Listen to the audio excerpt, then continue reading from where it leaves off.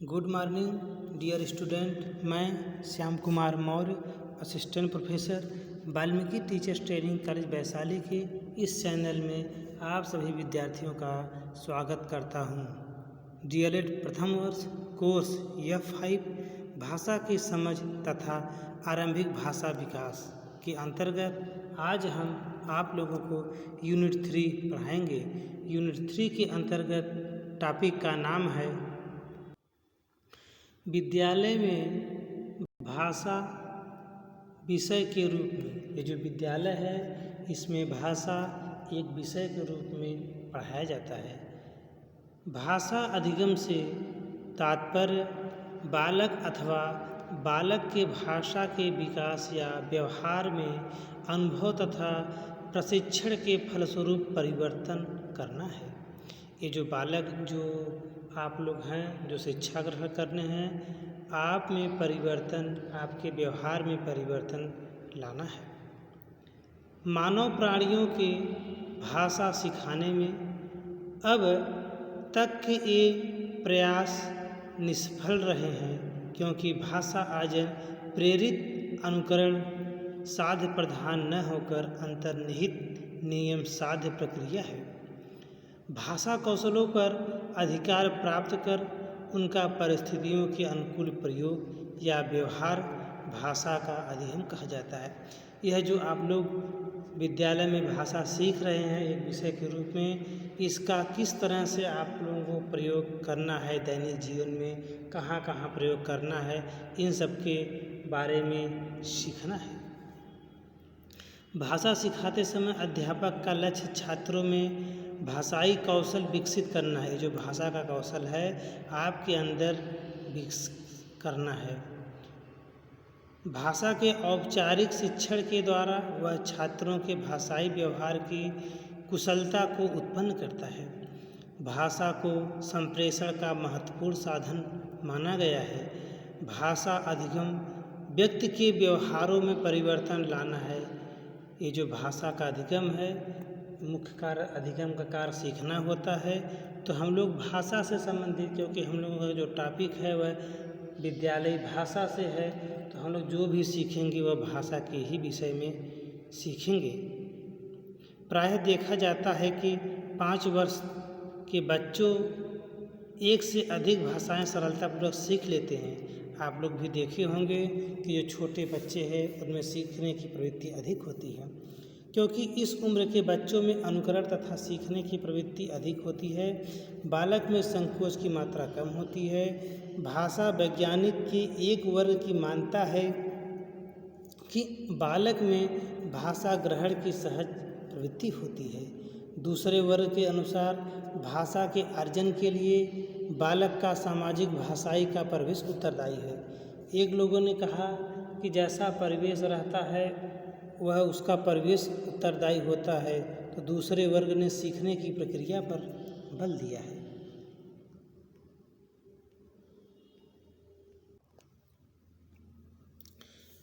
किसी भी भाषा या विषय को सीखने के लिए प्रेरणा का होना विशेष महत्व रखता है। प्रेरणा मतलब होता है मोटिवेशन। आप जिस विषय को सीखना चाहते हैं, हम भाषा की बात नहीं कर रहे हैं, किसी भी विषय की बात करते हैं। यदि आप में मोटिवेशन नहीं होगा तो आप किसी भी भाषा को या किसी विषय को सीख नहीं सकते हैं। भाषा भाव विचारों को आदान प्रदान करने की मुख्य भूमिका है। हम लोग भाषा के द्वारा क्या करते हैं, जो हम बोलते हैं, आप बोलते हैं, कोई व्यक्ति बोलता है, वह भाषा के द्वारा ही बोलता है। भाषा उसकी चाहे संस्कृत हो, चाहे अंग्रेजी हो, उर्दू हो, फारसी हो, मलयालम हो, बंगाली हो, कोई भी हो, लेकिन वह जब भी बात करेगा तो एक दूसरे व्यक्ति से अपनी भाषा में ही बात करेगा। परिवार में या विद्यालय में बच्चा जो भी भाषा सीखता है वह शब्द प्रतीकों के माध्यम से ही सीखता है। जो शब्द प्रतीक विभिन्न पदार्थों, वस्तुओं, घटनाओं, क्रियाओं तथा दृश्यों आदि के सूचक होते हैं। बालक शब्दों तथा वाक्यों को सुनता है, ध्वनि का संयोजन के माध्यम से उन्हें समझता है। अपने अनुभव के आधार पर वह शब्दों के साथ सामंजस्य स्थापित करता है और शब्द प्रतीकों के माध्यम से अर्थ ग्रहण करता है। परिणाम स्वरूप उसके मन में विचार उत्पन्न होता है और उन्हें अभिव्यक्त करता है। इन सभी के माध्यम से बालक जो है भाषा को व्यक्त करता है। भाषा शिक्षण प्रक्रिया। भाषा शिक्षण प्रक्रिया औपचारिक रूप से सुनियोजित एवं उद्देश्यपूर्ण प्रक्रिया है। यह जो औपचारिक है यह मुख्य रूप से फेस टू फेस सामने से होता है, जिसके द्वारा छात्रों में भाषाई कुशलता का विकास होता है। फलस्वरूप परिणाम स्वरूप शिक्षण का अर्थ ज्ञान प्राप्त करना होता है।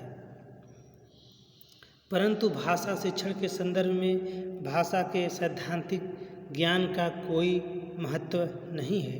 भाषा की संकल्पना कौशल प्रधान विषय के रूप में पाई जाती है।